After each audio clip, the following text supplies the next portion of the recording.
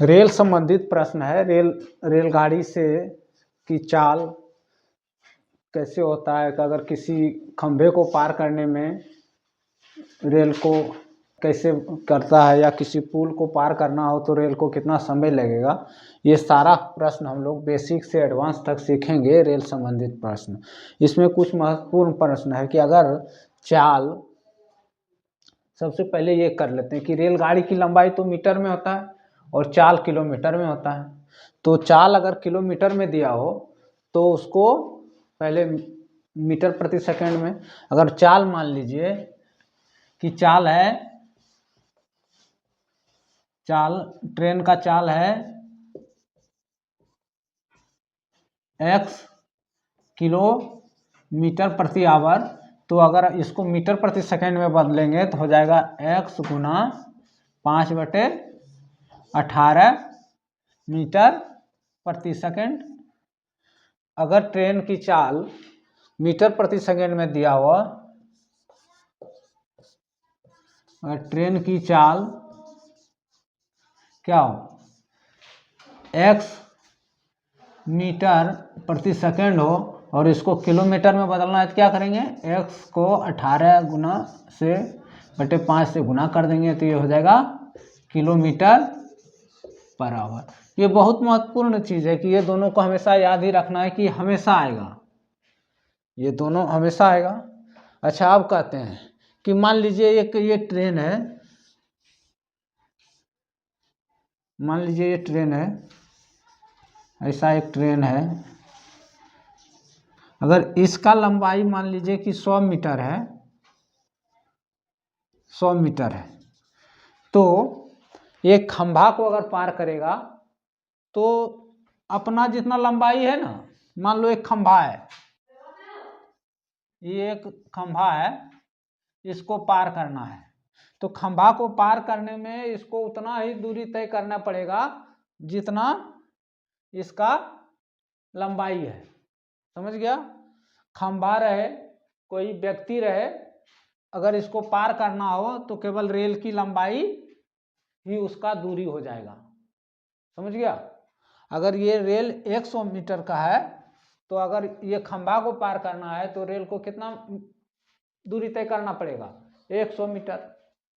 चलिए, अगर कोई पुल आ जाए, मान लो ये पुल है या फिर कोई स्टेशन है, कोई प्लेटफॉर्म है, तो क्या करेंगे, अगर ये दोनों आ जाए तो ये दोनों का ट्रेन का लंबाई प्लस पुल का लंबाई या फिर प्लेटफॉर्म का लंबाई है ना, ये दोनों को जोड़ देते हैं।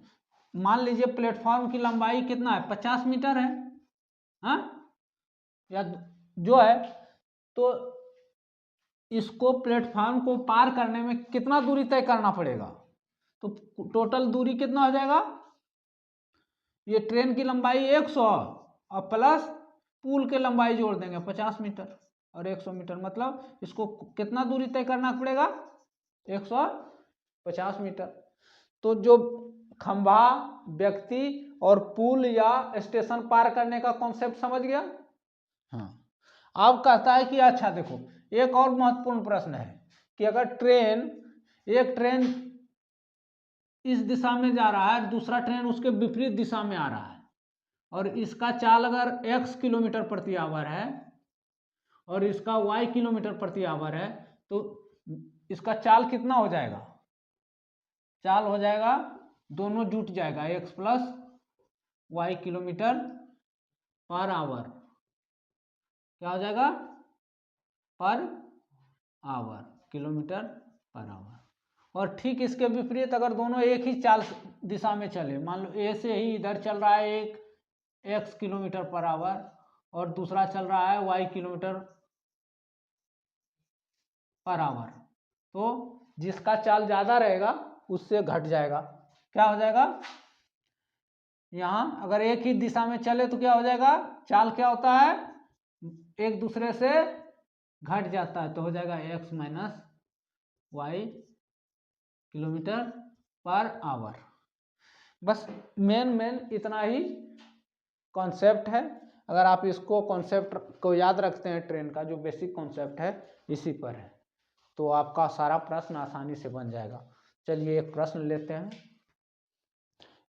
अब एक प्रश्न देख लेते हैं कि एक ट्रेन जो है क्या है, ट्रेन की लंबाई कितना है। ट्रेन की लंबाई मान लो लंबाई दिया हुआ है 100 मीटर और चाल कितना दिया हुआ है 45 किलोमीटर चाल दिया हुआ है। मान लीजिए इसका स्पीड कितना है 30 किलोमीटर पर आवर है।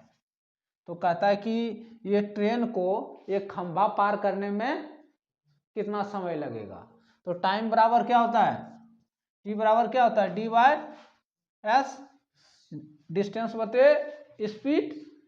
तो डिस्टेंस कितना है 100 मीटर और इसका स्पीड कितना है 30 किलोमीटर पर आवर। अब इसको क्या करेंगे मीटर पर सेकेंड में चेंज कर लेंगे। तो मीटर सेकेंड में पर चेंज करने के लिए क्या करेंगे 5/18 से मल्टीप्लाई कर देंगे। चलिए तो इसका मतलब ये हो गया कि 100 और गुना ये नीचे है तो ऊपर चल जाएगा और बटे 30 गुना 5 काट देते हैं, 5 दूनी 10 और 6 तिया 18, तो कितना लगेगा 12 सेकेंड, है कि नहीं। चलिए यही आंसर हो गया। एक प्रश्न और देख लेते हैं। क्या है, एक प्रश्न है कि ट्रेन की लंबाई है 171 मीटर। ट्रेन की लंबाई है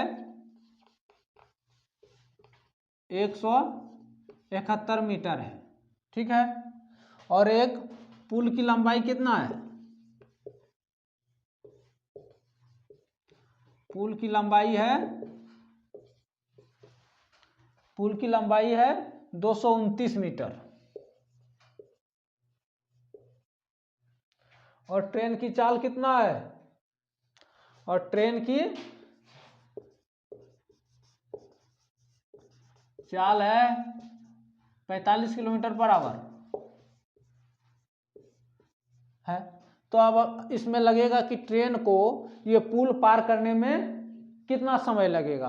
तो इसमें अभी हम लोग सीखा था कि जब ट्रेन की लंबाई और पुल की लंबाई दोनों जुट जाता है तो डिस्टेंस कितना हो गया, डी बराबर बोलो 171 और प्लस 229 हो गया। और स्पीड को हम लोग क्या करेंगे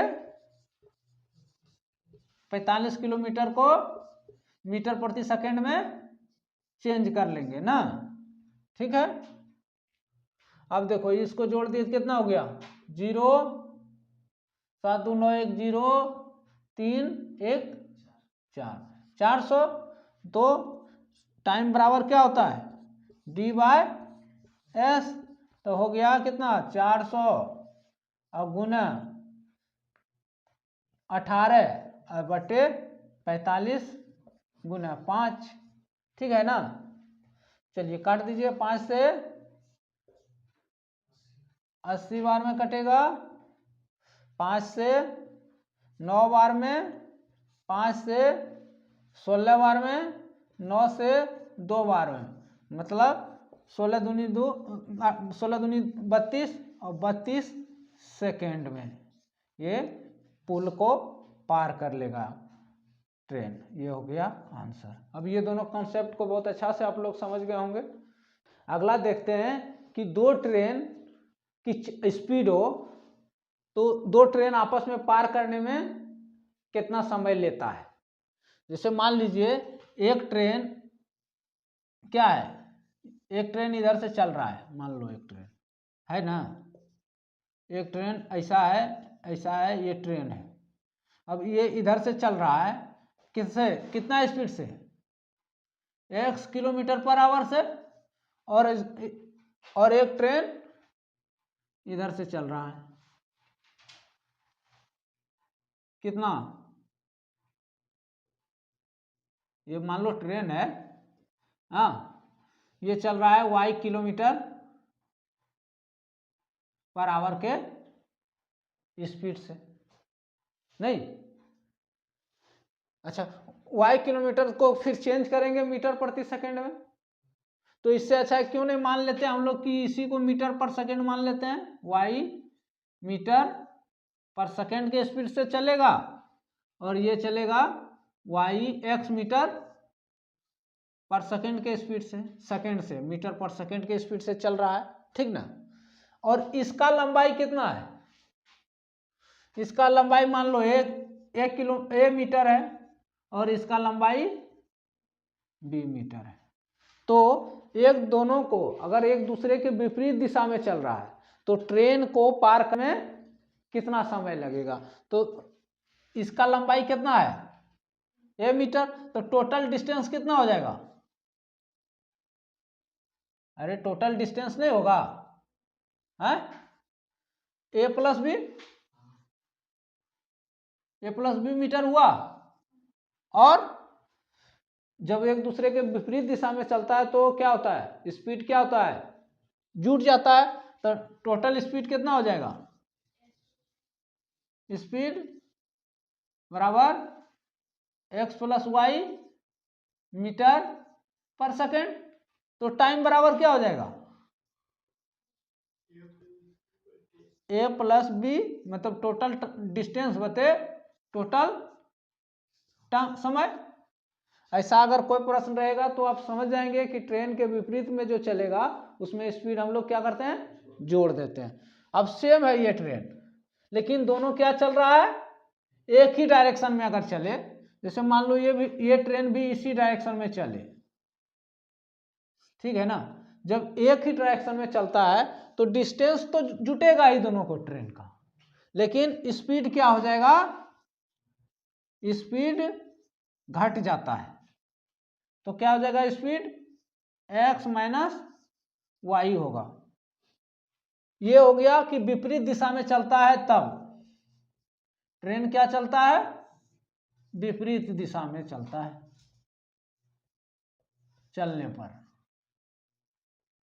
और एक ही दिशा में चलने पर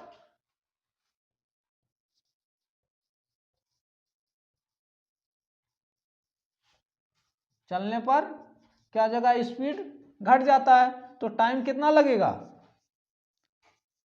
डिस्टेंस तो वही रहेगा a प्लस बी, और स्पीड क्या हो जाएगा, x माइनस वाई हो जाएगा।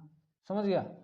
अगर इससे कोई संबंधित रहेगा क्वेश्चन तो अब बनाने में कोई नहीं होना चाहिए परेशानी। अब प्रश्न देखते हैं, इससे संबंधित प्रश्न देख लेते हैं कैसा प्रश्न पूछा जाता है। कहता है कि दो ट्रेन है, क्या है, पहला ट्रेन का लंबाई कितना है, पहला ट्रेन का लंबाई दिया हुआ है 126 मीटर और दूसरा ट्रेन की लंबाई दिया हुआ है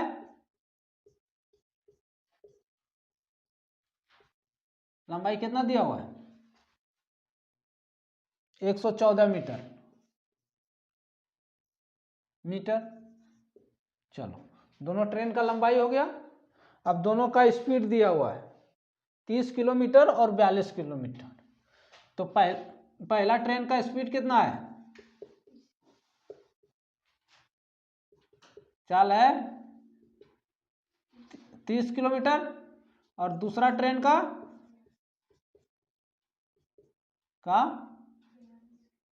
स्पीड कितना दिया हुआ है 42 किलोमीटर है ना, पर आवर है, पर आवर है। तो कहता है कि दोनों ट्रेन एक दूसरे के विपरीत दिशा में चल रहा है, तो ट्रेन एक दूसरे को कितना देर में पार कर लेगा, दोनों ट्रेन एक दूसरे के विपरीत दिशा में चल रहा है, तो इसमें टोटल डिस्टेंस कितना हो गया, बोलो 126 प्लस 114 कितना हो गया, मीटर हो गया। चलो ठीक है। और टोटल डिस्टेंस, टोटल स्पीड क्या हो जाएगा 30 और जोड़ 40, 30 और 42 किलोमीटर पर आवर, तो ये कितना हो गया 72। अब इसको मीटर सेकेंड में बता लेंगे तो कितना हो जाएगा 5/18 से गुना कर देंगे तो कितना हो जाएगा 18 चौक 5 20 मीटर पर सेकेंड हो गया। अब निकाल लेते हैं टाइम। टाइम बराबर एस, तो 240 बटे डी बटे एस होता है ना। तो टोटल डिस्टेंस कितना है 240, अब टोटल स्पीड कितना है 220। अब 20 काट देंगे तो कितना लगेगा 12 सेकेंड में पार कर लेगा। चलिए अच्छा, अगर यही रहता कि दोनों एक ही डायरेक्शन में चलता तो सेम क्वेश्चन रहता कि पहली ट्रेन की लंबाई 126 मीटर है, दूसरी ट्रेन की लंबाई 114 मीटर है, और एक का स्पीड 30 किलोमीटर है, दूसरा का स्पीड 42 किलोमीटर है। तो अगर एक ही दिशा में चलता, ये ट्रेन क्या चल रहा है विपरीत दिशा में, ये क्या चल रहा है विपरीत दिशा में ये ट्रेन चल रहा है।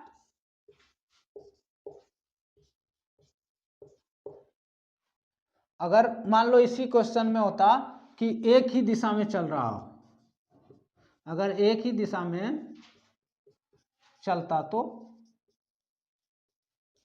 डिस्टेंस तो सेम ही रहेगा ना। क्या करेगा स्पीड हो जाएगा, स्पीड क्या हो जाएगा 42 माइनस 30 12 किलोमीटर पर आवर। इसको मीटर प्रति सेकंड में चेंज कर लेंगे तो 12 गुना 5 बटे 18, 12 छोतिया 18, मतलब 10 बटे 3 मीटर पर सेकंड है स्पीड। हो जाएगा। दूरी कितना है 200, तो टाइम कितना लगेगा 240 बटे 10 और बटे 3 ना, तो 3 क्या हो जाएगा ऊपर चला जाएगा नहीं, और 10 से काट देते हैं, 24 दिया 72 सेकेंड हो जाएगा आंसर। चलिए वीडियो अच्छा लगा हो तो लाइक कीजिएगा, दोस्तों में शेयर करिएगा और चैनल को सब्सक्राइब करिएगा। जय हिंद।